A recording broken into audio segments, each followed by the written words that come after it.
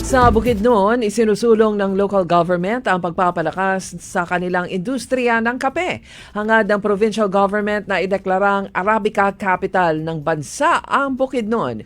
Kasama ito sa 10-year plan na naglalayong palawakin ang Arabica coffee plantation ng hanggang 10,000 hectares sa taong 2035.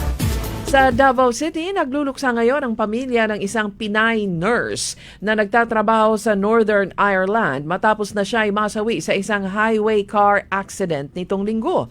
Kinilala ng Police Service of Northern Ireland ang Pinay na si Catherine Keith Quinones 5, tinatayang nagkakaedad ng 30 taong gulang.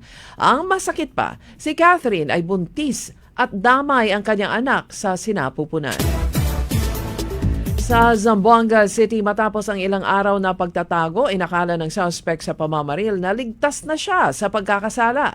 Ang suspect na tinurong siyang bumaril sa isang residente ay nadakip sa barangay Sanggali, Zamboanga City 2 araw matapos niyang barilin sa hindi malamang kadahilanan ang 2 katao noong January 11, araw ng linggo.